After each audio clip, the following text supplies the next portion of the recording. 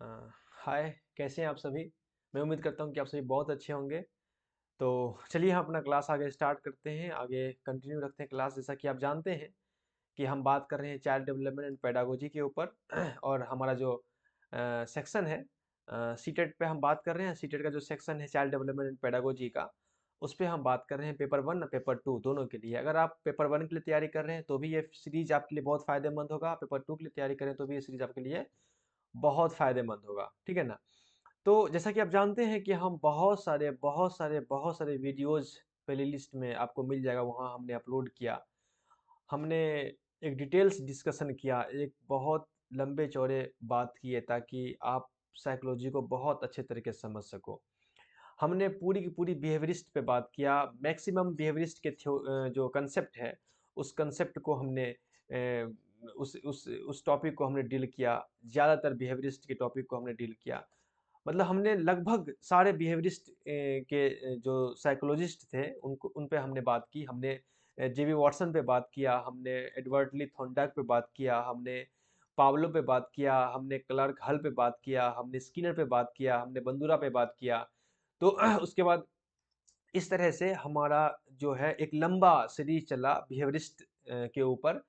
और लगभग हम सारे बिहेवियरिस्ट जो साइकोलॉजिस्ट थे, जो बिहेवियरिज्म को मानते थे, उनको हमने कवर अप किया। और तमाम के तमाम वीडियो जो है वो आपको प्लेलिस्ट में दिख जाएगा और आप उसको देखेंगे, यकीन माने कि आपको बहुत फ़ायदा करेगा। आपका माइंड जो है वो बहुत साफ़ हो जाएगा साइकोलॉजी को लेकर के। चूँकि हम बिहेवियरिस्ट कंप्लीट कर चुके हैं, तो अब हम बात करते हैं दूसरी थ्योरी के ऊपर, जिसमें एक इम्पॉर्टेंट थ्योरी है जो अक्सर एग्जाम में क्वेश्चंस पूछे जाते हैं। जिस थ्योरी का नाम है एरिक्सन की साइको सोशल थ्योरी के बारे में हम बात करेंगे, ठीक है ना? तो आइए हम नए थ्योरी के बारे में बात करते हैं, जो है इरिक एच इरिक्सन की थ्योरी, साइको सोशल थ्योरी, या इसको लाइफ स्पेन डेवलपमेंट थ्योरी के नाम से भी जाना जाता है, ठीक है ना? तो जैसा कि हमने बिहेवियरिस्ट को कंप्लीट किया, अब हम बात कर लेते हैं एरिक्सन के साइको सोशल थ्योरी के ऊपर। फिर हम बात कर लेंगे कोहलबर्ग के मोरल डेवलपमेंट थ्योरी के ऊपर। उसके बाद फिर हम आ जाएंगे कंस्ट्रक्टिविस्ट थ्योरी में, जिसे जहाँ हम बात कर लेंगे जीन पियाजे के बारे में, जहाँ हम बात कर लेंगे वाइगोट्स्की के बारे में, जहाँ हम बात कर लेंगे ब्रूनर के बारे में। तो हमारा ये पूरा सेक्शन जो है वो कंप्लीट हो जाएगा। उसके बाद हम फिर इंटेलिजेंस पे आएंगे, वहाँ कुछ साइकोलॉजिस्ट को देख लेंगे जो इंटेलिजेंस पे जिन्होंने बात किया है। तो इस तरह से हमारा एक बहुत बड़ा ब्रॉड कंसेप्ट जो है वो एक कवर अप हो जाएगा। और यकीन माने कि अगर आप इतना कुछ करते हैं, वीडियो देखते हैं, नोट्स बनाते हैं, तो आपको साइकोलॉजी के बारे में तो बहुत कुछ जानकारी हासिल हो जाएगा। आपका एक माइंड साफ हो जाएगा साइकोलॉजी को लेकर के। और सीटेट का एग्ज़ाम तो बहुत छोटा सा एग्ज़ाम है। टीचिंग लाइन का सबसे छोटा एग्ज़ाम सीटेट का एग्ज़ाम है, वो तो कोई मायने रखता ही नहीं है। इसके अलावा भी बहुत सारे एग्ज़ाम हैं, केवीएस का एग्ज़ाम हो या DTET+B का एग्ज़ाम हो या एनबीएस का एग्ज़ाम हो या कोई और स्टेट टीचर का एग्ज़ाम हो या फिर नेट का एग्ज़ाम अगर आप दे रहे हैं वो हो, तो वहाँ तमाम जगह जो है ये चीज़ें जो आप सीखे हैं वो आपको हेल्प करेगा, बहुत हेल्प करेगा, ठीक है ना? और साथ-साथ तो सीटेट तो है ही, चूँकि वो तो आप ऐसे ही पास कर जाएँगे। आप देखते रहेंगे तो पूरा वीडियो, तो आपको ऐसे भी 30 में 30 मार्क्स आना कोई बड़ी बात नहीं है सीटेट में, ठीक है ना? तो आइए हम आज बात कर लेते हैं इरिक एच इरिक्सन के साइको सोशल थ्योरी के ऊपर, जिसे लाइफ स्पैन डेवलपमेंट थ्योरी के नाम से भी जाना जाता है। इरिक्सन जो है वो जर्मन के एक साइकोलॉजिस्ट थे, जर्मन के। और इनका जन्म जो है 1902 में हुआ था और डेथ जो है 1994 में हुआ था। इसको आपको याद नहीं करना है, मैंने ऐसे ही लिख दिया ताकि आपको थोड़ा फॉलो अप हो सके। इन्होंने एक थ्योरी दिया जिसका नाम है साइको सोशल थ्योरी, या इसको लाइफ स्पेन डेवलपमेंट थ्योरी के नाम से भी जाना जाता है 1950 में। साइको सोशल थ्योरी या लाइफ स्पेन डेवलपमेंट थ्योरी के नाम से भी जाना जाता है 1950 में, ठीक है ना? तो आइए हम बात करते हैं कि ये थ्योरी क्या है और एरिक्सन जो है वो इस थ्योरी में क्या चीज़ कहना चाहता है, किस बातों को आपके सामने में रखना चाहता है, उस पे हम थोड़ा-सा फ़ोकस कर लें और आगे हम बढ़ जाएँगे, ठीक है ना?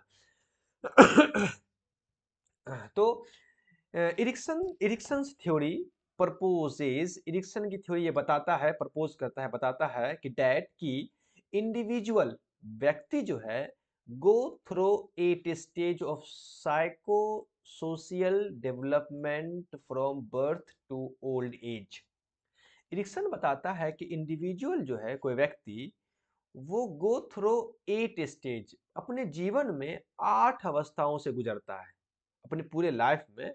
ये बात याद रखिएगा कि इरिक्सन की जो थ्योरी है उसमें इरिक्सन ने 8 स्टेज, 8 स्टेज के बारे में बात किया है। ठीक है ना, पहली बात तो ये है, 8 स्टेज के बारे में बात किया। उसने कहा कि इंसान जो है अब पूरे जीवन में 8 अवस्थाओं से होकर के गुजरता है।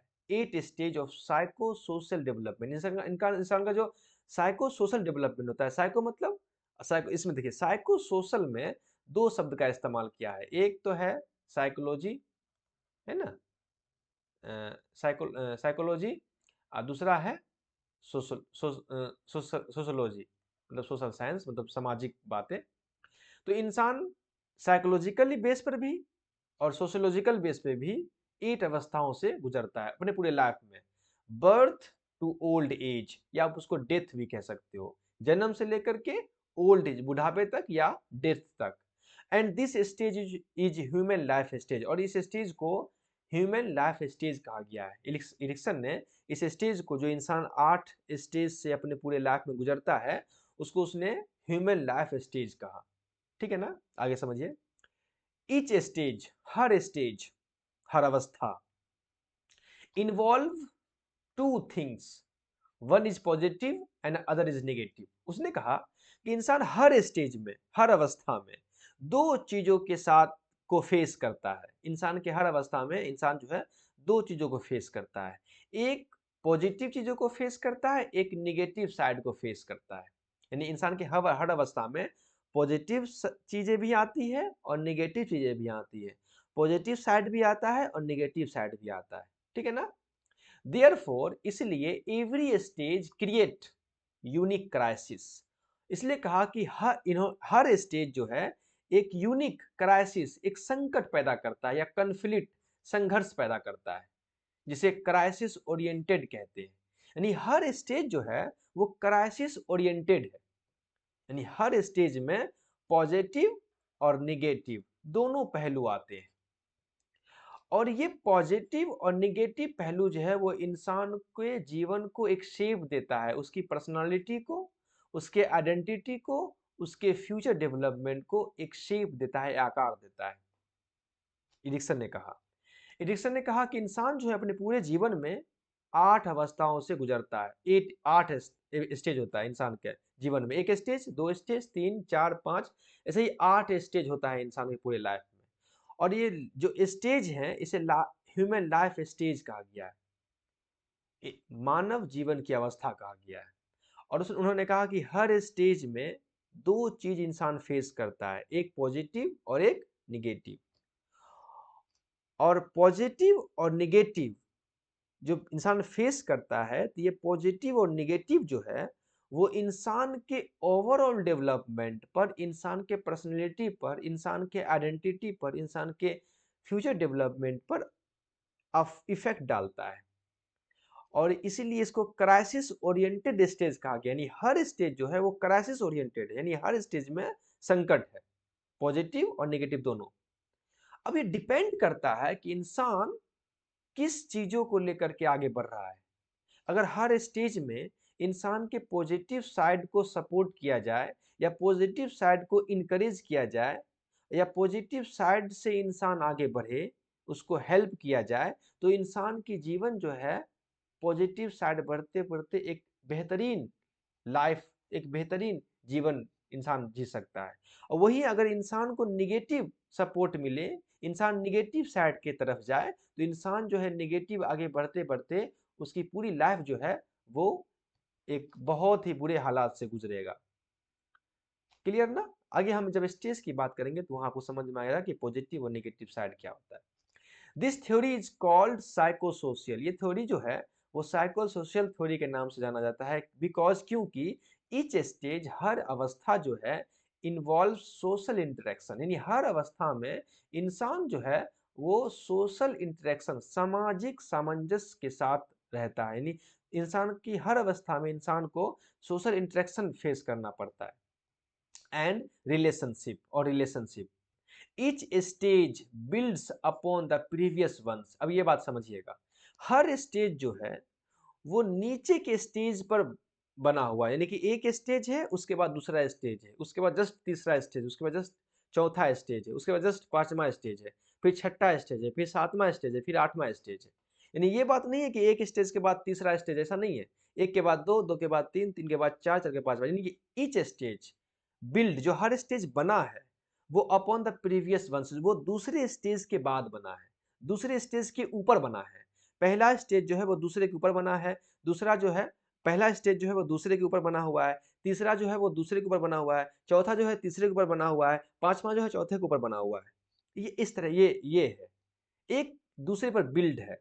और इसे इसको इस कंसेप्ट को कहता है इपिजेनेटिक। इपिजेनेटिक याद रखिएगा, इपिजेनेटिक, यानी एक स्टेज दूसरे स्टेज के ऊपर बना हुआ है, दूसरा तीसरे के ऊपर ऐसे बना हुआ है, और इस कंसेप्ट को कहते हैं इपिजेनेटिक। कोहलबर्ग ने इस कंसेप्ट को इपिजेनेटिक कहा है। इरिक्सन सेड, इरिक्सन कहता है कि development occurs across the entire life span through stage. वो कहता है कि डेवलपमेंट जो है, विकास जो है, वो पूरे जीवन होता है थ्रू स्टेज, स्टेज के माध्यम से। देयरफॉर इसीलिए this theory is also known as life span development theory. इसलिए इस थ्योरी को लाइफ स्पेन डेवलपमेंट थ्योरी के नाम से भी जाना जाता है। क्लियर? आई होप आप बात को समझ गए होंगे अच्छे से। अब आइए हम बात करते हैं इसके स्टेज के ऊपर, जो 8 स्टेज इसने दिया है उस स्टेज पे बात करते हैं।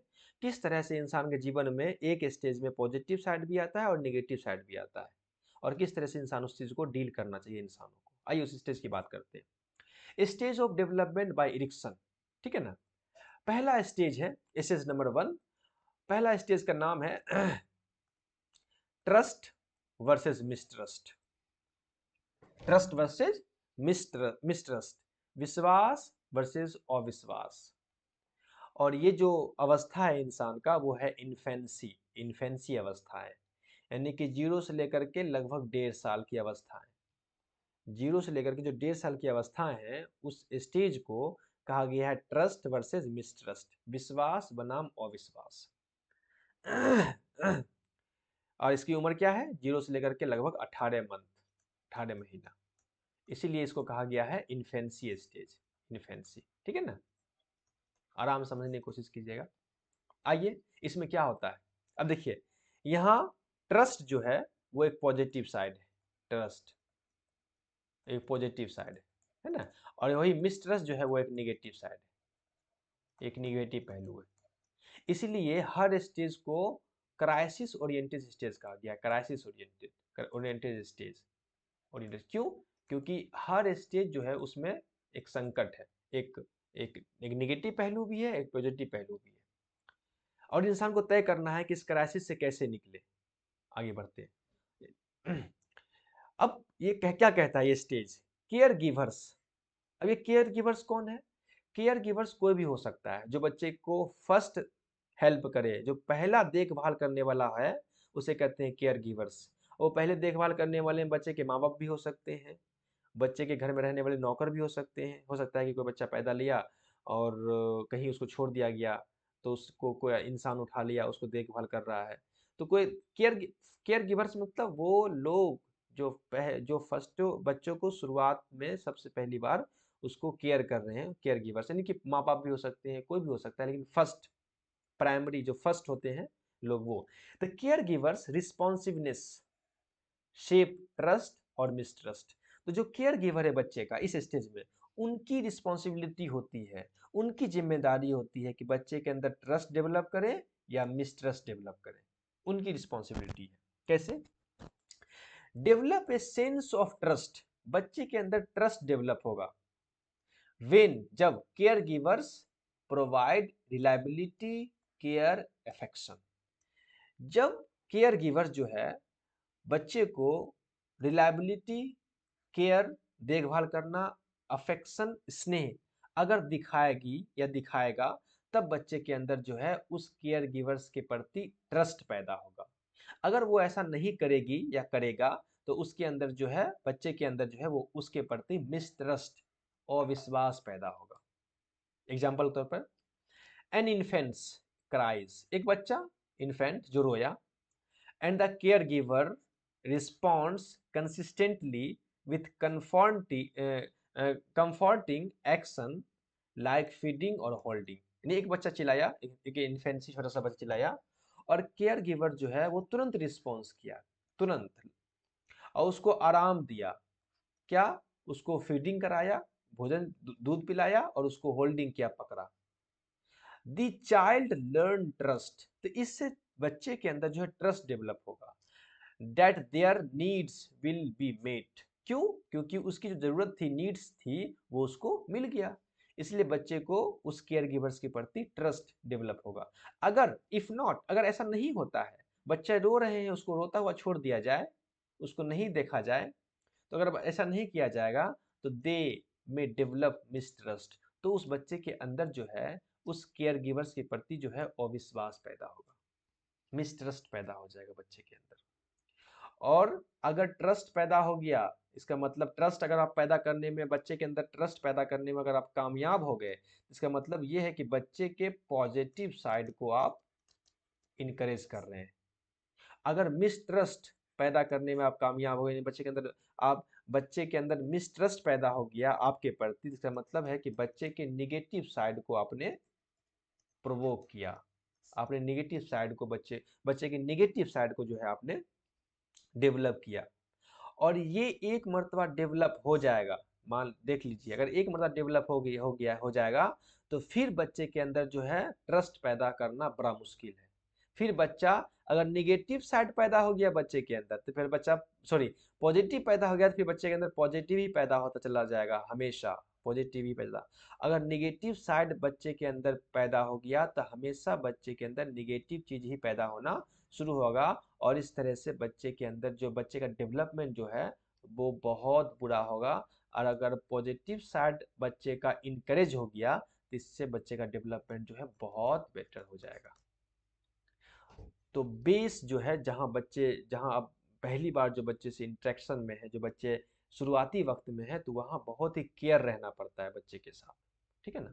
आगे बढ़ते हैं। सेकेंड स्टेज है, ये है autonomy versus same and dot, यानी स्वायत्तता बनाम सेम एंड डॉट, शर्म या संदेह।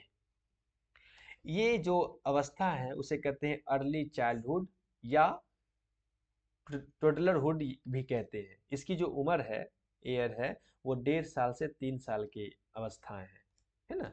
1.5 से 3 साल का जो अवस्था है, उस अवस्था को, उसका नाम दिया गया autonomy versus same and dot, या स्वायत्तता बनाम शर्म या संदेह। अब इस अवस्था में क्या होता है, ये सेकेंड अवस्था है ना। इसमें क्या होता है, this stage you can also called independence versus self dot, है ना।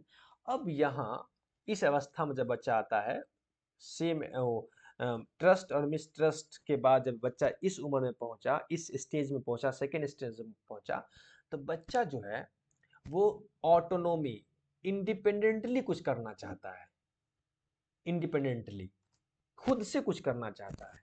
अगर इंडिपेंडेंटली कुछ कर सका तो बहुत अच्छी बात, अगर वो ना कर सका तो उसके अंदर सेल्फ डॉट पैदा होता है।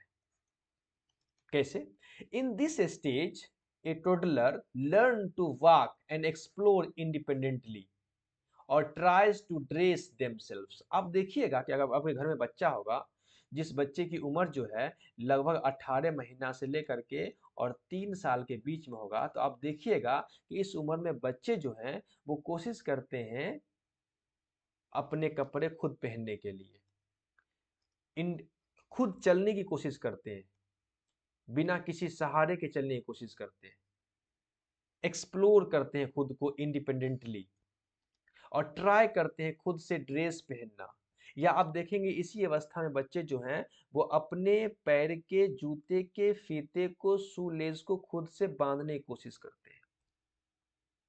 अगर आप इसको इनकरेज करें, हाँ ठीक है, उसको इनकरेज करें कि ठीक है बाबू करो, उसको और हेल्प करें, तो उसके अंदर जो है वो ऑटोनोमी पैदा होगा, the develop autonomy. Learning self confidence, उसके अंदर सेल्फ कॉन्फिडेंस पैदा होगा कि हाँ हम ये कर सकते हैं। और अक्सर देखते होंगे कि माँ बाप या भाई बहन जो घर में होते हैं वो बच्चे से इतना मोहब्बत करने लगते हैं कि उसको चलने नहीं देते हैं, तुरंत गोदी में उठा लेते हैं। मतलब इतना ज्यादा नफरत बच्चे से। चलने दो भाई उसको, कम से कम चलो, चलेगा वो, कम से कम गिरेगा, थोड़ा सा लड़खड़ाएगा, उठेगा, कोई काम खुद से करने दो उसको। एकदम कम से कम पैर के जूते, कम से कम देखिएगा कि इस उम्र में बच्चे जो हैं वो माँ के सैंडल पहन करके वो चलना शुरू करते हैं, मतलब चलने लगते हैं, ठपर ठपर ठपर ठपर चलते हैं।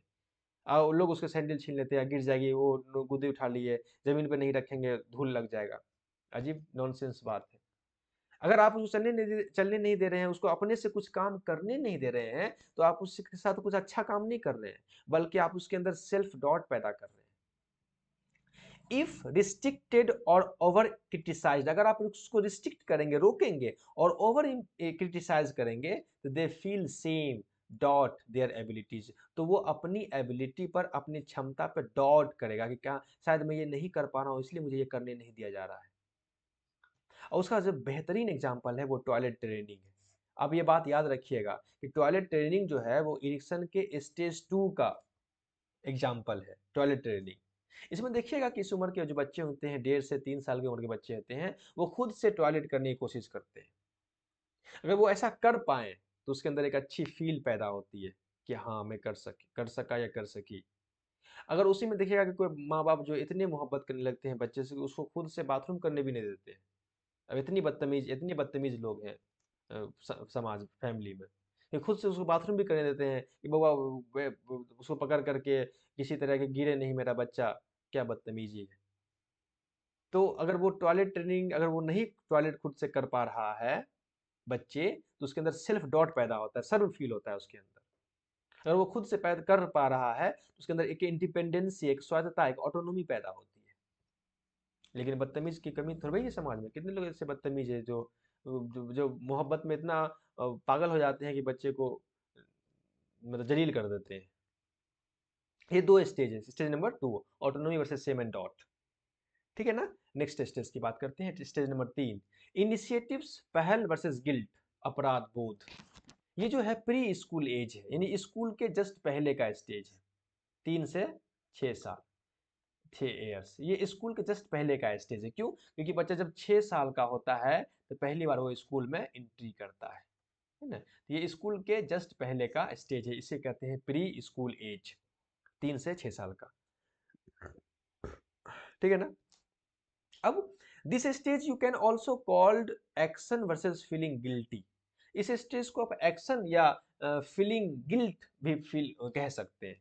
बच्चा यहाँ कुछ करना चाहेगा, जैसे देखिए यहाँ भी बच्चा जो है वो इंडिपेंडेंटली कुछ करना चाह रहा है, और यहाँ भी बच्चा ही कुछ करना ही चाहेगा। थोड़ा सा चूंकि चूंकि एक स्टेज जो है वो दूसरे स्टेज पे बना हुआ है ना, एक स्टेज के बाद सेकंड है, सेकंड के बाद थर्ड है, थर्ड के बाद फोर्थ है, तो दोनों, तो एक स्टेज के बाद जो दूसरा स्टेज होगा वो थोड़ा सा और वास्ट होगा, वहाँ और भी ज़्यादा बच्चे कुछ करना चाहेंगे। तो प्री स्कॉलर चाइल्ड जो होगा, जो बच्चे जो वो बच्चे जो स्कूल के पहले का है, जो अभी तक स्कूल गया नहीं है, might begin planning activities like building A tower with blocks और ड्राइंग। इस स्टेज के बच्चे जो हैं वो देखिएगा, अगर आप घर में बच्चे होंगे तो वो माचिस के डब्बे से टावर बनाएगा, माचिस के डब्बे से घर बनाएगा, building A tower with blocks, माचिस के डब्बे से बनाएगा, या कोई कार्टून से बनाएगा, या फिर बच्चे इस उम्र के बच्चे जो ड्राइंग करना चाहता है, ड्राइंग करना सीखता है। इफ पेरेंट्स, अगर इस बच्चा ऐसा कर रहा है, तो if parents encourage this initiatives, अगर आप एज ए गार्जियन बच्चे को ये करने देने दे रहे हैं, इनिशिएटिव्स ये करने दे रहे हैं, the child feel confidence in pursuing ideas, तो बच्चे के अंदर कॉन्फिडेंस पैदा होता है।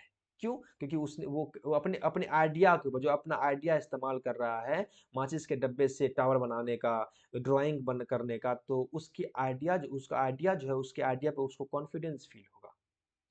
अगर आप एक्सेसिव क्रिटिसाइज्म में करेंगे, क्या बकवास क्या बनाते हो, तुमको बनाने नहीं आता है, तुमको ड्राइंग करने नहीं आता है, तुम क्या कर रहे हो, फालतू में खेल रहे हो, तो अगर आप ऐसा कर रहे हैं, ये इस तरह की बदतमीजी अगर आपसे हो रही है, तो however make them to feeling guilty and hesitant to try new ideas, तो आप उसके अंदर गिल्ट फील करवा रहे हैं, अपराध बोध करवा रहे हैं, उसको लगता है क्या, लगेगा क्या कि हम कोई अपराध कर दिए। हम ड्राइंग नहीं कर रहे हैं, हम कोई अपराध कर दिए, उसको ऐसा फील होगा। और वो अपने जो आइडियाज होंगे, जो अपनी चीजें होंगे, उस पर जो है वो अपना हेजिटेंट फील करेगा, शर्म फील करेगा। तो ये स्टेज 3 की अवस्था है। तो आपके आपके ऊपर डिपेंड करता है कि आप बच्चे को पॉजिटिव साइड ले जाना चाहते हैं या बच्चे को निगेटिव साइड ले जाना चाहते हैं, ये आप पर डिपेंड करता है। ठीक है ना। स्टेज नंबर 4 की बात करते हैं। इंडस्ट्री वर्सेस इंफेरिटी, परिश्रम वर्सेस हीनता। इंडस्ट्री वर्सेस इंफेरिटी, परिश्रम वर्सेस हीनता। लेटर चाइल्ड, इसको कहते हैं लेटर चाइल्डहुड या स्कूल एज कहते हैं। क्यों? क्योंकि अब उम्र बच्चे की 6 साल से 12 साल हो गई है, क्योंकि अब बच्चे जो है स्कूल में पहुंच गए हैं। 6 में, क्लास 1 में, क्लास 2 में, क्लास 3 में, क्लास 4 में, ऐसे करके वो क्लास में स्कूल में एंट्री ले लिया है, इसलिए इसको कहा गया है स्कूल एज या लेटर चाइल्डहुड। चाइल्डहुड के लेटर मतलब इसे कहते हैं बाल्यावस्था, बाद की बाल्यावस्था, लेटर चाइल्डहुड, है ना। स्कूल एज इसको दूसरे शब्दों में कह सकते हैं, 6 से लेकर 12 साल की उम्र है। इंडस्ट्री वर्सेस इंफेरिटी, अब बच्चे के अंदर परिश्रम करने की भावना पैदा हो गई है।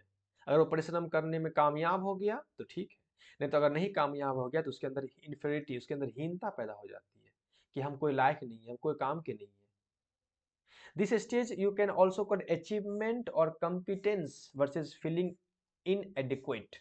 इस स्टेज को आप अचीवमेंट या कॉम्पिटेंस भी कह सकते हैं। अचीवमेंट मतलब बच्चे को लगेगा कि हम कुछ अचीव किए हैं, कुछ हम किए हैं, कुछ कॉम्पिटेंसी हम किए हैं। अगर वो ऐसा कर पाया तो ठीक है, नहीं तो उसके अंदर फीलिंग इनएडिक्वेट, उसके अंदर जो है ये अकुशलता की भावना पैदा हो जाएगी। उसके अंदर जो है अकुशलता की भावना पैदा हो जाएगी, उसको लगेगा कि नहीं हम कोई लायक के नहीं है, उसके अंदर हीनता पैदा हो जाएगा, उसके अंदर वो इन्फेरिटी का शिकार हो जाएगा, इन्फेरिटी कॉम्प्लेक्स का शिकार हो जाएगा वो बच्चा। आइए देखते हैं। इन this stage a child learn skills like reading या प्रॉब्लम सॉल्विंग मैथ। इस स्टेज में बच्चा जो है वो पढ़ना सीख जाता है, मैथ बनाना सीखता है, कोई प्रॉब्लम को सॉल्व करना सीख जाता है। इफ दे आर प्रेज्ड, अगर वो प्रॉब्लम सॉल्व किया, पढ़ना सीख रहा है, अगर आप उसको प्रेज किए, उसको इनकरेज किए, तो वो effort and accomplishment, they feel industrious and capable. तो अब जो तो वो जो क्या कुछ वो क्या समझेगा, वो एकम्प्लिशमेंट, उसको जो है उसके अंदर जो है एक बेहतरीन फील आएगी, उसके उसको लगा कि ना हम परिश्रम कर रहे हैं, वो ये फुल इंडस्ट्रियस फील करेगा, परिश्रमी फील करेगा, कैपेबल फील करेगा, उसके अंदर लगेगा कि नहीं कि हमारे अंदर क्षमता है, हम कर सकते हैं, हम अचीव कर सकते हैं। अगर कब, अगर आप उसको इनकरेज किए तब। अगर आप इफ दे स्ट्रगल, अगर आप नहीं किए, अगर वो स्ट्रगल कर रहा है, वो संघर्ष कर रहा है, फेस नेगेटिव चीजें, नेगेटिव कंपैरिजन, अगर वो नेगेटिव कंपैरिजन को फील कर रहा है तो दे फील इन्फीरियर, तो उसके अंदर हीनता की भावना पैदा हो जाएगी। इन इम्पैक्टिंग सेल्फ स्टीम, उसके अंदर उसका सेल्फ स्टीम कम हो जाएगा, वो बिल्कुल सेल्फ स्टीम कम हो जाएगा। अब देखते हैं ना कितना, देखिए, अब देखिएगा कि आपके घर में बच्चा होगा, छोटा सा बच्चा होगा जो पहला स्कूल गया होगा, पहली बार क्लास 1 में होगा या क्लास 2 में होगा या क्लास 3 में होगा, यानी कि जिस बच्चे की उम्र 6 साल होगी, 7 साल होगी या 8 साल बच्चे की उम्र होगी, तो वो बच्चा अगर पढ़ रहा है या कोई मैथ बना रहा है या कोई काम कर रहा है, अगर उसको प्रेज करेंगे तो उसके अंदर अच्छा फीलिंग होगा, लगता है कि हम मेहनती, और मेहनत करेगा और मेहनत करेगा। लेकिन वहीं पर कुछ लोग ऐसे बदतमीज होते हैं जो अपने बच्चे को, अपने घर के बच्चे को, अपने भाई को, अपनी बहन को दूसरे बच्चे से कंपेयर करते हैं कि देखो देखो वो लड़का कितना अच्छा पढ़ता है, वो तो इंग्लिश जानता है, वो तो ये जानता है, वो तो वो जानता है, यानी दूसरे से कंपेरिजन करते हैं, निगेटिव कंपेरिजन।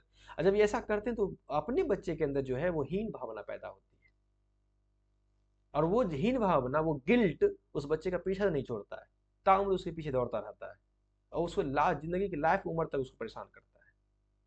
सबसे पहली बार हम करते हैं कि अपने बच्चे को दूसरे बच्चे से कंपेयर करना, यानी अपने बच्चे को इंसल्ट करते हैं हम, इंसल्ट, यानी इतना इतना खराब बच्चा कैसा हो सकता है कि इंसल्ट, इतना है कि इंसल्ट करे। भाई कुछ भी कर रहा है तो वो कोई काम कर रहा है, उसको आप अगर वो कोई गलत काम कर रहा है तो उसके अलग तरीके से उसको एक सही डायरेक्शन में उसको पहुंचाएंगे कि हाँ बाबू इसको ऐसे नहीं कर सकते, इसको ऐसे कर सकते हैं। जितना बच्चा, मेरा बच्चा है, वो जितना जानता है वो बहुत जानता है। अब अपने बच्चे को दूसरे बच्चे से कंपेयर करेंगे, देखो वो तो इंग्लिश बोलता है, वो तो प्राइवेट स्कूल में पढ़ता है, वो या फलाना ने करता है, तुमको तो कुछ नहीं आता, तुमको तो एबीसीडी भी नहीं आता, तुमको हिंदी भी नहीं आता, तुमको तो गिनती भी नहीं आता, तुमको पढ़ा भी नहीं आता है, वो बच्चा तो इंग्लिश में बोलता है। इतनी बदतमीजी, ये कौन सी बात है? हमारा बच्चा है वो जितना जानता है बहुत जानता है, और नहीं जानता तो उसको हम सपोर्ट करेंगे, उसको हेल्प करेंगे ताकि वो और जाने। तो ये प्रॉब्लम्स इस स्टेज में आते हैं। हम बच्चे को जो है इन्फिनिटी कम्प्लेक्स का शिकार बनाते हैं, बच्चे के अंदर हीनता पैदा करने की कोशिश करते हैं, उसको नेगेटिव कंपेरिजन करते हैं दूसरों के साथ इस स्टेज में। ठीक है, stage number 5, identity versus role confusion. Identity versus पहचान वर्सेस बनाम भ्रम। आइडेंटिटी, ये एडोलसेंस का पीरियड है जिसकी उम्र जो है 12 से 18 साल है। जो बच्चा 12 से 18 साल में पहुंच गया, इसका मतलब है वो एडोलसेंस में पहुंच गया। और ये स्टेज जो है स्टेज नंबर 5 है, आइडेंटिटी वर्सेस रोल कंफ्यूजन, पहचान वर्सेस भ्रम। इन दिस स्टेज, इस अवस्था में, इस अवस्था में टीनेजर्स, अब इसे टीनेजर्स कहते हैं, जानते हैं ना, जो बच्चा 12 से 19 साल के बीच में होता है उसे कहते हैं teenagers. Teenagers develop strong personal identity. अब इस उम्र में बच्चा जो है वो अपनी एक पहचान डेवलप करना चाहता है, एक वैल्यू डेवलप करना चाहता है, अपना इंटरेस्ट बताना चाहता है या डेवलप करना चाहता है, अपना कैरियर गोल सेट करता है, सेंस ऑफ सेल्फ, अपनी अपनी एक पहचान, खुद की पहचान डेवलप करना चाहता है, आइडेंटिटी बनाना चाहता है बच्चा एडोलसेंस पीरियड में, 12 से लेकर 18 साल की उम्र में बच्चा। इसलिए बच्चा मेहनत करता है, मैट्रिक में टॉप करने की कोशिश करता है, इंटर में टॉप करने की कोशिश करता है, IIT या नीट पास करने की कोशिश करता है। क्यों? ताकि हमारी एक पहचान बन सके, हमारा एक वैल्यू हो सके समाज में, लोग हमें हमारी रिस्पेक्ट करें। 18 encouraged to explore different roles without judgment can 18 encouraged to explore different roles without judgment can develop a stable identity। अगर उस बच्चे को इनकरेज किया जाए एक्सप्लोर करने के लिए डिफरेंट रोल्स, अलग अलग रोल्स जो वो करना चाहता है उसको करने के लिए अगर दिया जाए, उसको इनकरेज किया जाए विदाउट जजमेंट, बिना जजमेंट का, बिना कोई टोक का, बिना मतलब किसी के साथ कंपेयर करने का, तो उसके अंदर जो है अगर ऐसा करने देंगे तो उसके अंदर जो है स्टेबल आइडेंटिटी, उसके अंदर एक जो अस्थाई पहचान डेवलप होगा उसके अंदर। If they face excessive pressure, अगर इसी अवस्था में बच्चे के अंदर बहुत प्रेशर डाल देंगे, if they face excessive pressure to conform और लैक सपोर्ट, अगर उसके बच्चे के अंदर एक्सेसिव प्रेशर डाल देंगे कि नहीं तुम्हें ये करना है, और उसको सपोर्ट नहीं मिलेगा, तो वो स्ट्रगल करेगा रोल कंफ्यूजन को, तो उसको समझ में नहीं आया कि हम करें क्या, वो भ्रम की जिंदगी जिएगा। और उसके ऊपर बहुत दबाव डाल देंगे, उसको बहुत मतलब उसको कुचल देंगे, उसको उसको परेशान कर देंगे, उसको कहेंगे कि उसको कहेंगे क्या कि तुम नीट का एग्जाम दी, तुम पास क्यों नहीं किए, इंटर इंटर में तुम्हारा इंटर में टॉप क्यों नहीं किया, इंटर में स्कूल में टॉप क्यों नहीं किया, मैट्रिक में तुम टॉप क्यों नहीं किया, तुमने 2 साल पढ़ा, तुम 2 साल में क्या किया। अब सब जरूरी थोड़ी कि सब बच्चा टॉप कर जाएगा, जो बच्चा टॉप नहीं किया नहीं किया। अब सेकंड डिवीजन हो गया तो लेकर पूरा घर उसको परेशान किया कि सेकंड डिवीजन हो गया, फर्स्ट डिवीजन क्यों नहीं हुआ। अरे भाई फर्स्ट सेकंड डिवीजन हो गया तो हो गया, कौन सा तूफान मचा दिया। सेकंड डिवीजन पढ़ने करने वाला बच्चा या थर्ड डिवीजन करने वाला बच्चा दुनिया में कामयाब नहीं होता है, होता ही कामयाब है। अभी बकवास ही कौन सी बात है कि जो जो बच्चा एग्जाम दे वो फर्स्ट करना ही करना है, ये मैट्रिक में एग्जाम दो तो भी फर्स्ट करो, इंटर में एग्जाम दो तो भी फर्स्ट करो, अभी ना कोई सपोर्ट का। इतना हम बच्चे को प्रेशर डाल देते हैं ना, प्रेशर डाल देते हैं कि उसको बाद में समझ में नहीं आता कि वो करें क्या, वो कंफ्यूज हो जाता है इसी उम्र में। तो आदमी बनने की कोशिश किया करना चाहिए इंसान को। बच्चा फेल कर गया, डजंट मैटर, फेल कर गया, सेकेंड एग्जाम देगा, सेकेंड में पास कर जाएगा, कौन सा बड़ा तूफान मच गया बच्चे के पास। तो ये आइडेंटिटी वर्सेस रोल कंफ्यूजन का स्टेज है, ठीक है ना। नेक्स्ट है स्टेज है इंटीमेसी वर्सेस आइसोलेशन, अतरंगता बनाम आइसोलेशन, अलगाव। ये है यंग एडल्टहुड, 18 से लेकर के 40 साल, यंग एडल्टहुड 18 से लेकर के 40 साल। इस स्टेज में क्या होता है, इन दिस स्टेज यंग एडल्ट, जो युवा बच्चे होते हैं, फॉर्मिंग मीनिंगफुल रिलेशनशिप। अब इसी अवस्था में बच्चे आ करके, जो बच्चे की उम्र 18 से लेकर के 40 साल के बीच होती है, इसी उम्र में बच्चे जो है वो एक रिलेशनशिप, एक संबंध बनाना चाहते हैं, मीनिंगफुल मतलब कामयाब रिलेशनशिप बनाना चाहते हैं, बी इट फ्रेंडशिप और रोमांटिक पार्टनरशिप, या तो दोस्ती का रिलेशनशिप या तो रोमांटिक पार्टनरशिप बनाना चाहते हैं। अब देखे होंगे इसी उम्र के बच्चे जो है वो मैरिज के लिए प्रिपेयर होते हैं, शादी करना चाहते हैं, मतलब शादी करते हैं। इसी उम्र में ज़्यादातर बच्चे को इश्क होता है, मोहब्बत होती है। Success in build these connections, अगर बच्चे इस कनेक्शन बनाने में सक्सेस हो गए, कामयाब हो गए, तो लीड ए स्ट्रॉन्ग रिलेशनशिप, तो एक बेहतर स्ट्रॉन्ग रिलेशनशिप बनाते हैं। जैसे कि मैंने कहा आपसे कि इसी उम्र में बच्चे जो है वो शादी करने के लिए प्रिपेयर होते हैं, शादी करते हैं या फिर कोई रिलेशनशिप बनाते हैं या कोई दोस्ती बनाते हैं। अगर वो दोस्ती बनाने में कामयाब हो गया तो वो स्ट्रॉन्ग रिलेशनशिप बनाता है, हो सकता है कि मतलब वो शादी भी कर ले, स्ट्रॉन्ग रिलेशनशिप बना ले। अगर नहीं होता है, अगर बच्चा वो फेल करता है इस उम्र में आकर के, तो often due to fear of vulnerability में रिजल्ट इन आइसोलेशन और लॉनलीनेस। अगर वो बच्चा ऐसा करने में फेल करता है तो वो अपने आप को आइसोलेट फील करता है, अपने आप को लॉनलीनेस, अकेला फील करता है। इसी उम्र में देखते होंगे कि बच्चे बच्चे जो हैं वो मोहब्बत करते हैं। मोहब्बत में कामयाब हो गए तो अच्छी बात है, नहीं कामयाब हो गए तो आशिक हो गए। लैला मजनू की बात होती है, की होती है। अपना उसका स्टेटस देख लीजिएगा, तो आप स्टेटस देख के समझ में आ जाएगा आपको कि ये किस स्टेज में पहुंचा हुआ है। बच्चे के स्टेटस देख के आपको समझ में आएगा कि वो स्टेटस जो है वो किस स्टेज में पहुंचा हुआ है। अगर स्टेटस में बिल्कुल तेरे बिना बेसुआदी बेसुआदी वाला गाना बज रहा है तो समझ जाइए कि बच्चा इस ठीक से स्टेज में पहुंचा हुआ है, उसकी उम्र 18 से लेकर 40 साल के बीच में है। या ऐसा भी हो सकता है कोई अगर स्ट्रॉन्ग रिलेशनशिप बन गया, यानी कि उसकी शादी हो गई, रोमांटिक रिलेशनशिप बन गया, तो स्टेटस थोड़ा सा रोमांटिक भी हो सकता है। तो इसी स्टेज में बच्चे आकर के जो है वो अ, समझ गए होंगे, आई होप। अब तो जो जो वीडियो सुन रहे हैं वो तो ज़्यादा ही समझदार होंगे। तो ये वो स्टेज है ठीक है ना। नेक्स्ट है स्टेज नंबर 7, जेनरेटिविटी वर्सेस प्रोडक्टिविटी, सृजनात्मकता वर्सेस स्टेग्नेशन, ठहराव। जेनरेटिविटी, इसको जेनरेटिविटी या इसको कह सकते हैं प्रोडक्टिविटी, यानी सृजनात्मकता वर्सेस स्टेग्नेशन, ठहराव। ठहराव। अब ये जो जेनरेटिविटी जो है, अब यहाँ जो है जो लोग हैं जो इस स्टेज में पहुंचते हैं वो थोड़ा सा क्रिएटिव होते हैं, वो प्रोडक्टिव होते हैं, वो कुछ करना चाहते हैं समाज के लिए, लोगों के लिए, एक पहचान छोड़ना चाहते हैं। अगर वो ऐसा कर सके तो ठीक है, और ना कर सके तो अपने आप को स्टेगनेट फील करते हैं, ठहरा हुआ फील करते हैं, उसको उनका लगता है कि मैं कुछ कर नहीं सका। इस ये जो एज है वो मिडिल एडल्टहुड का है, नहीं, एक है लिटिल एडल्टहुड, एक है मिडिल, एक है अर्ली एडल्टहुड, एक है मिडिल एडल्टहुड, एक है लेट एडल्टहुड। तो ये मिडिल एडल्टहुड का है जिसकी उम्र जो है 40 से 60 के बीच में, कहीं कहीं आप देखिएगा तो 40 से 60 के भी लिखा होता है, और कहीं कहीं देखिएगा तो 40 से लेकर और 65 भी लिखा होता है। ठीक है, तो जो एज को लेकर उतना टेंशन लेने की जरूरत नहीं है, उतना थोड़ा सा फ्लेक्सिबल रहिएगा। तो स्टेज नंबर 7, जेनरेटिविटी वर्सेस जेनरेटिविटी या प्रोडक्टिविटी उसे कहते हैं, वैसे स्टैग्नेशन, ये ठहराव। 40 से लेकर के 65-60 के बीच की उम्र है। इस उम्र में आने के बाद लोगों के साथ क्या होता है, इस उम्र में जो लोग आ जाते हैं, जो स्टेज नंबर 7 पे आते हैं, अकॉर्डिंग टू इरिक्सन, वो कहता है कि मिडिल एज एडल्ट, जो एडल्ट मिडिल एज में पहुंचता है, में कंट्रीब्यूटिंग टू सोसाइटी, वो समाज में कंट्रीब्यूट करना चाहता है। मेंटरिंग यंगर कलीग्स, वो जो यंग लोग होते हैं उसको मेंटर करना चाहता है।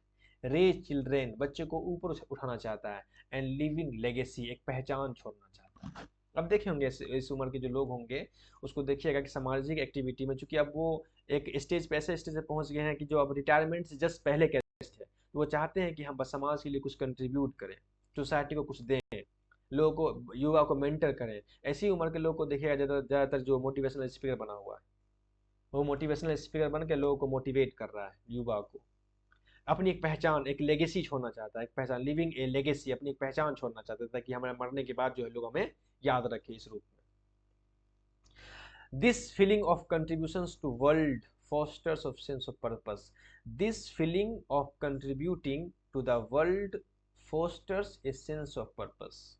यानी एक उद्देश्य दुनिया में कंट्रीब्यूट करना चाहते हैं, उनको एक लगता है क्या, उनको एक फीलिंग ऐसा होता है कि हमारी दुनिया में आने से मेरा एक ऐसा पर्पज है कि हम एक ऐसा पहचान छोड़ के जाएं, एक ऐसी लेगेसी छोड़ के जाएंगे ताकि हमारे मरने के बाद दुनिया मुझे याद रखे।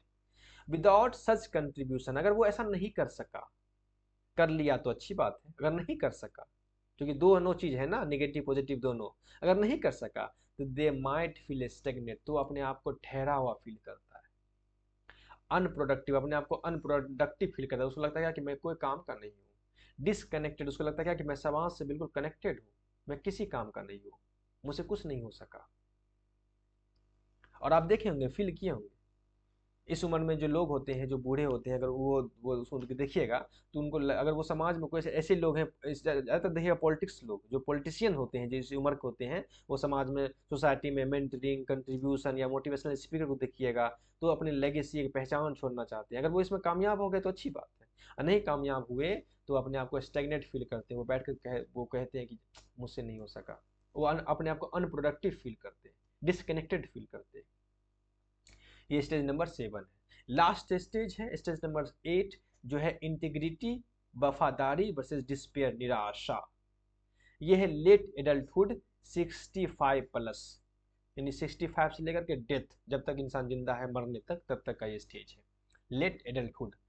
Integrity versus despair, integrity versus despair, despair मतलब निराश, वफादारी मतलब सक्सेस, अब अपने कामयाब में सक्सेस हो गए। अब इस स्टेज में जो लोग होते हैं वो क्या फील करते हैं?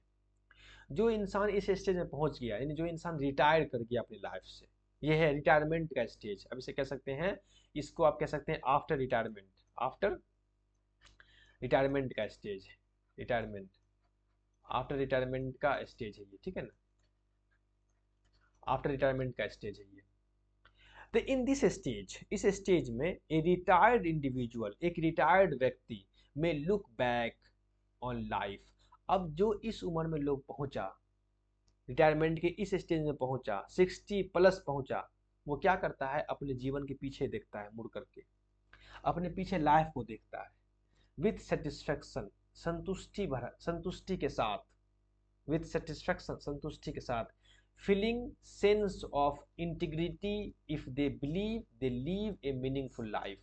समझिएगा, इस उम्र में जो लोग पहुंचा, वो लोग क्या करता है कि अपने जीवन में अपने लाइफ को पीछे मुड़ के देखता है।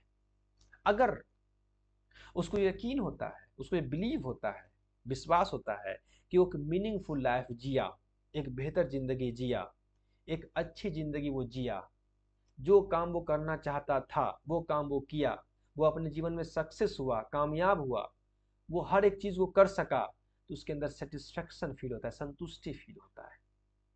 इफ दे रिग्रेट, अगर उसके अंदर रिग्रेट फील हुआ, मिस्ड अपॉर्चुनिटी, उसको लगा कि मैंने कोई मौका छोड़ दिया, उसके अंदर अगर कोई रिग्रेट फील हो रहा है, अगर उसको लगा कि मैंने कोई मौका छोड़ दिया, और मिस्टेक्स, अगर उसको लगा कि मुझसे कोई गलती हो गई, दे मे एक्सपीरियंस डिसअपियर और फेयर डेथ। तब उसके अंदर जो है एक डिसअपियर, एक निराशा पैदा होगी, और वो डर के साथ जो है जीवन से, दुनिया से विदा ले लेगा, fair of death, fair death.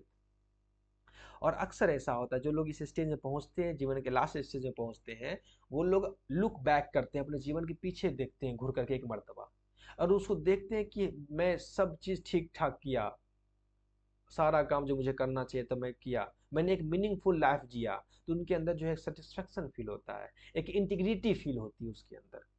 अगर उसको लगता है कि नहीं, कुछ गलती हमसे हो गई, कुछ मिस्टेक्स हमसे हो गया, कुछ ऐसे मौके थे जो हमने गवा दिए, उसके अंदर रिग्रेट फील होता है, तो उसके अंदर एक डिसअपियर, एक निराशा पैदा होता है, और वो इसी निराशा के साथ दुनिया से अलविदा ले लेते हैं।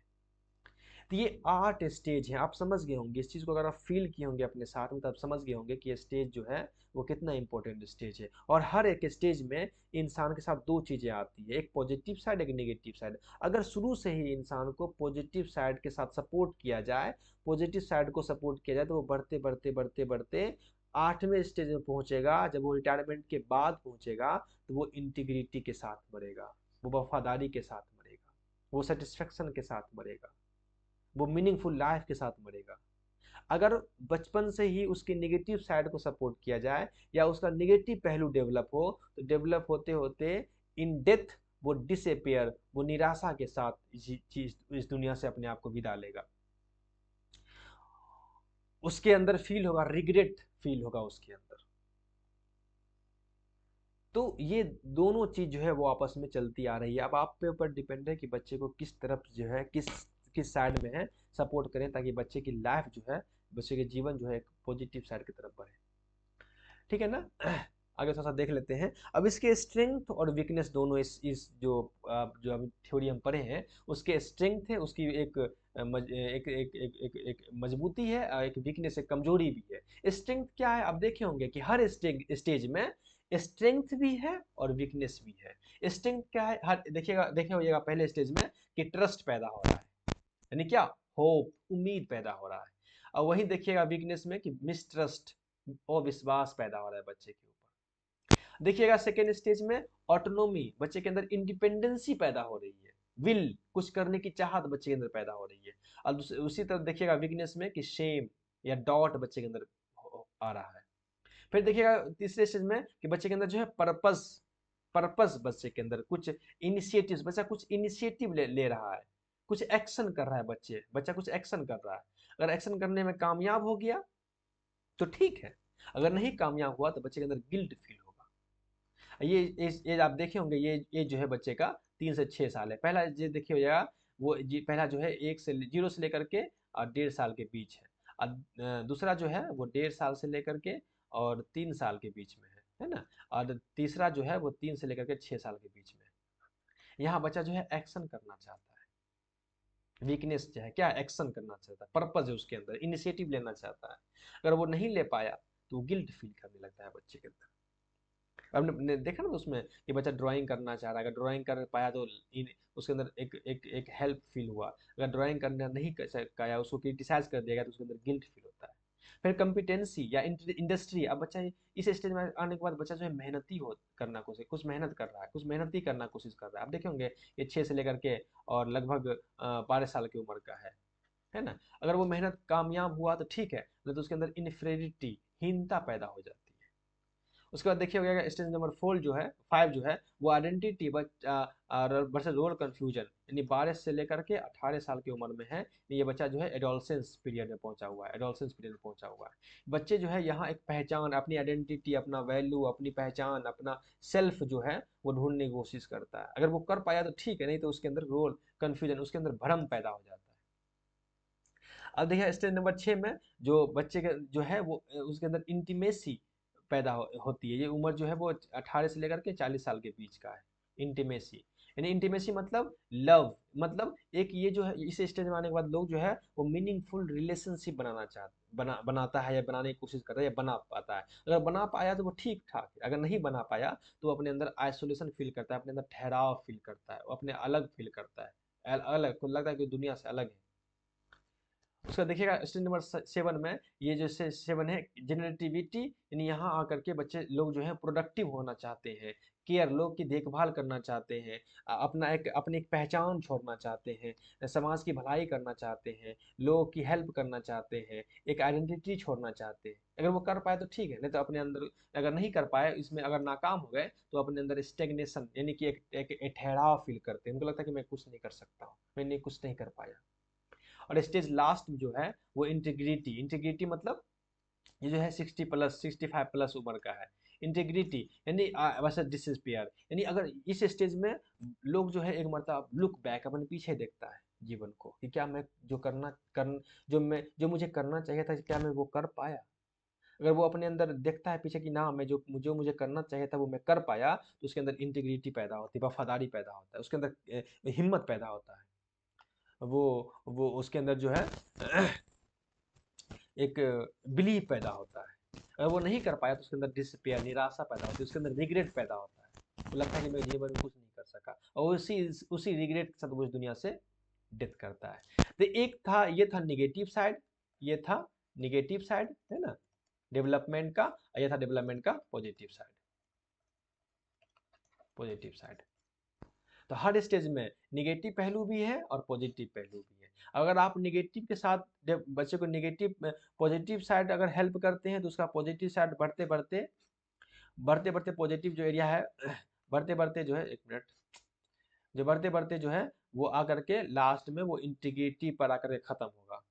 और वहीं अगर बच्चे के अंदर वीकनेस पैदा हो रहा है, बचपन से पॉजिटिव निगेटिव साइड पैदा हो रही है, तो वो डिसअपियर, निराशा के साथ उसका जीवन जो है खत्म होगा। तो ये ओवरऑल जो है पूरी की पूरी एरिक्सन की थ्योरी था, जो जिन्होंने 8 स्टेज की बात की, 8 स्टेज की बात की। उन्होंने कहा कि जीवन में, दुनिया में जो भी लोग हैं वो इसी 8 अवस्थाओं से गुजरता है, बॉर्न टू डेथ, जीवन की जन्म से लेकर के मृत्यु तक इसी 8 अवस्थाओं से गुजरता है। और इसी 8 अवस्था में इंसान जो है हर अवस्था में दो चीज को फील करता है, एक पॉजिटिव को, एक निगेटिव को। इसलिए इसको कहा गया है, हर स्टेज को कहा गया है इसको क्या, crisis oriented stage, crisis oriented stage, stage oriented, crisis oriented, हर स्टेज जो है वो क्राइसिस ओरिएंटेड। ठीक है ना। तो ये इस तरह से एरिक्सन की ये थ्योरी थी। आई होप मुझे इतना समझ में आ रहा है कि आप वाकई में चीज़ों को जरूर जरूर जरूर समझ गए होंगे। नेक्स्ट वीडियो में हम इस थ्योरी से रिलेटेड कुछ क्वेश्चंस को कर लेंगे। ये थ्योरी थोड़ा सा बहुत बड़ा थ्योरी था, इसलिए थोड़ा काफ़ी टाइम लग गया, और मैं चाहा कि एक ही वीडियो में पूरी थ्योरी को कंप्लीट कर लूँ ताकि गैप ना रहे। तो हो सकता है वीडियो बहुत बड़ा हो गया होगा, लेकिन मैं क्या करूँ, मैं कोशिश किया कि एक ही वीडियो में कंप्लीट कर लूँ। नेक्स्ट वीडियो में इससे रिलेटेड कुछ क्वेश्चंस को देख लेंगे ताकि आपके अंदर जो कन्फ्यूजन होगा वो कन्फ्यूजन जो है परमानेंटली खत्म हो जाएगा। ठीक है ना। तो खैर मिलते हैं नेक्स्ट वीडियो में, तब तक के लिए अपना ख्याल रखेंगे। बोलते बोलते मेरा मुंह दुख गया, अब नहीं बोलूँगा, नेक्स्ट वीडियो में आता हूँ तो फिर बात करता हूँ। अपना ख्याल रखिएगा, मिलते हैं नेक्स्ट वीडियो में, तब तक के लिए ओके बाय।